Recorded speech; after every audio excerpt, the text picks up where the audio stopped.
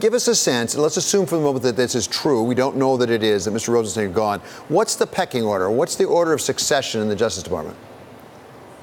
Thanks, David. Wow, boy, is this extraordinary news. So if in fact, Rod Rosenstein has submitted his resignation, and they're over there in the White House right now with General Kelly talking about whether or not the president's going to accept that resignation or indeed just fire him outright. The next person in line, of course, in terms of the Mueller investigation, would be Noel Francisco. Now, Noel is the current Solicitor General, which is the Department of Justice's kind of top lawyer in front of the Supreme Court. They do a lot of appellate work. They're legal eagles, very smart people that work in the SG's, the Solicitor General's office. Noel has been in the Bush administration. He's been around Main Justice, and indeed, he is not a stranger to the Department of Justice. But boy, oh boy, being handed the Mueller plate, I don't know about that. Well, and are there complexities there? Because he came out of Jones Day, a firm you and I both know. He's a partner at Jones Day, a big firm based out of Cleveland. That firm has represented President Trump for quite some time, as I understand it. Could there be a conflict there? Well, there are people, David, that are going to say, yes, there is indeed a conflict.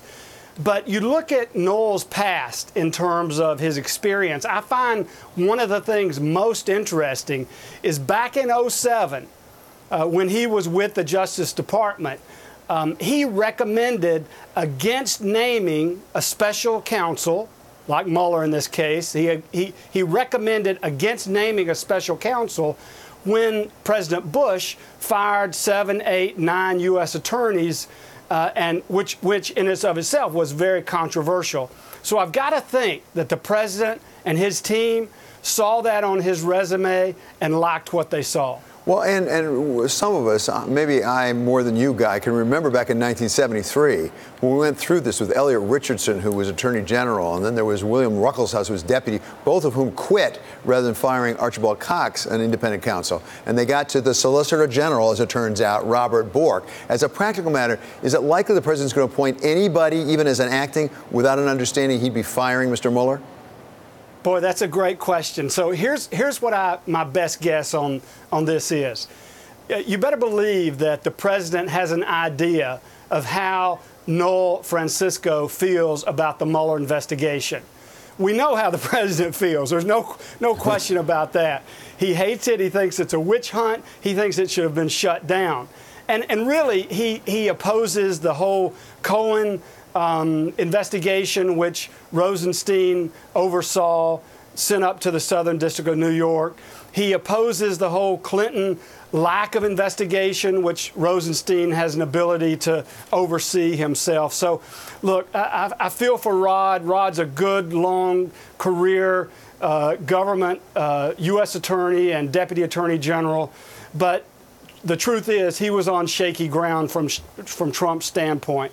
Now, your question, could the president get through either a deputy attorney general or another high level if he fires the attorney general? No way, not in a million years.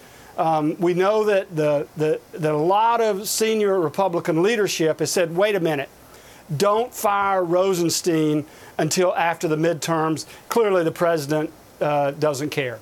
So finally, Guy, if in fact, and we're getting ahead of ourselves, but that's what we do on television, we get ahead of ourselves. If in fact there was somebody appointed who would fire Bob Mueller, which is within their right, what would happen to all the work of his team, all the work product? Because there is, after all, a separate investigation going on by the U.S. Attorney right up here in the Southern District of New York. I got to tell you, David, if that happens, we are clearly venturing into uncharted waters. The department's investigations are ostensibly professional. They're ostensibly independent.